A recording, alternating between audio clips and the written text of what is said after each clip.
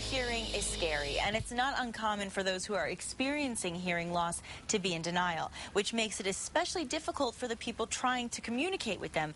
So how do you handle that? Well, we called in an expert to help with that subject, and this is Chrissy Pease. Thank you for being with us Nikki. today. I appreciate you all having me on the show. Well, it's such an important topic for the new year, and as we get into the year ahead, we want to make sure that we first and foremost tackle the important subjects that every family is dealing with at some time or another. And of course, you are the director for the Sandia Hearing, and you deal with the hearing aids here in Albuquerque, which is so great.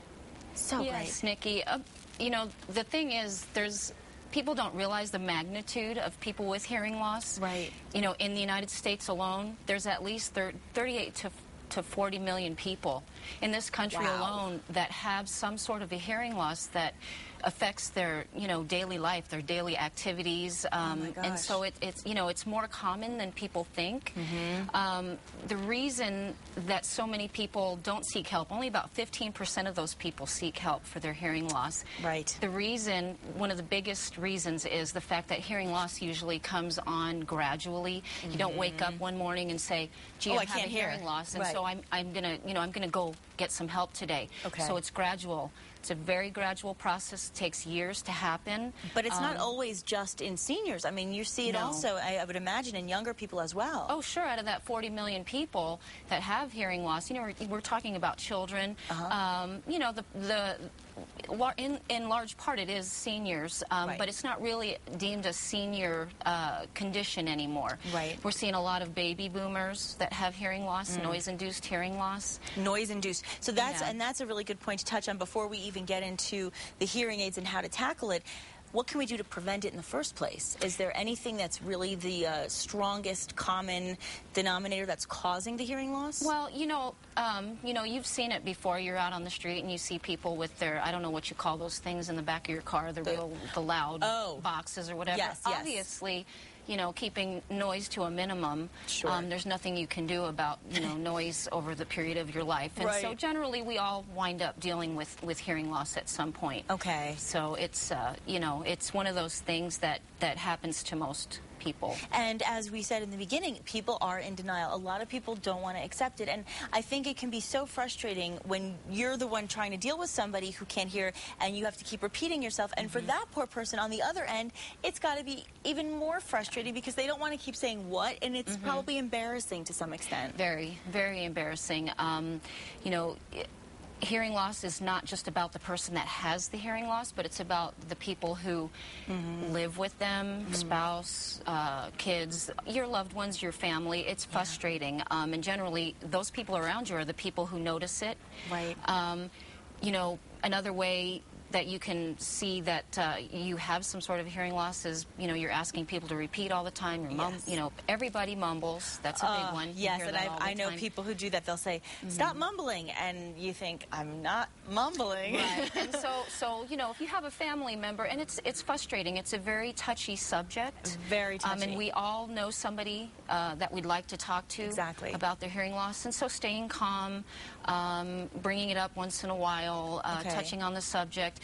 We kind of, I kind of look at people who have, a mom or a grandma that has hearing loss. Right. That's always talking louder for that person. Yes. So we're enabling that person. So what we need to do is try to just stay in a calm state every now and then. You can bring it up and say, hey, maybe we should check into something. That brings up a good point about hearing is not about hearing with your ears, it's about hearing with your brain. It is? Yes. So when you have sound that's coming in through your ear, and it's going through your auditory system, and it's going up to that portion that you hear in your brain, if it's getting mumbled or if the sound is not clear because you have damaged hair cells, that part of your brain is not being used to its full capacity. I know, it's incredible. So that part of your brain is not being exercised properly, and so you've heard the term use it or lose it.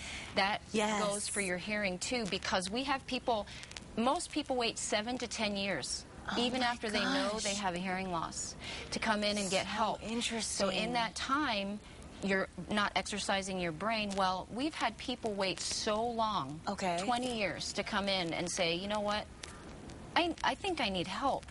But at that point, it's too far gone, and as hearing care professionals, we can't help. Right. And it's very frustrating. So it's like any other condition. Right, the sooner the better. So you need to be proactive about getting your hearing tested. And don't let vanity be more important than your hearing, because at the end of the day, if you do keep waiting, I mean, that is such good advice. Don't wait, because then it would be too late. Or you couldn't wear the smallest invisible hearing aid. And now, do you, I mean, you're dealing with hearing aids all the time. Do you have the kind that are invisible? Yes, we have the kind that go deep, fit deep within the ear. They're virtually invisible. You can't see them. You can't see them from the side. So the thing is if you wait too long, well, you may not have that choice, because that hearing aid may not fit your loss at that point.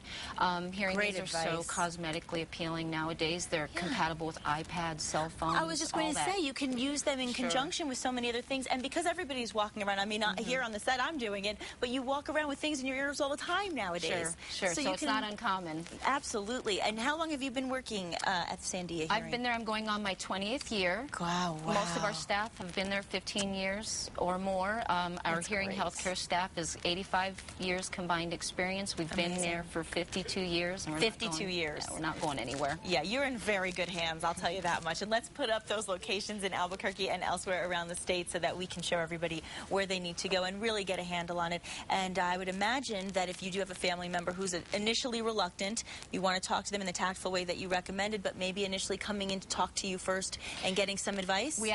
We actually do free consultations where, we'll test you and sit down and discuss with you, and we'll tell you to think about things. And, Perfect. And so it's, we're here to help. Great. That's what we're here for. Well, that's what we need to hear, and we really appreciate that. Need to hear, no pun intended. Thank you so much, Thanks, Chrissy, Nikki. for being with us today. Thank you, Chrissy Pease, and we will be right back.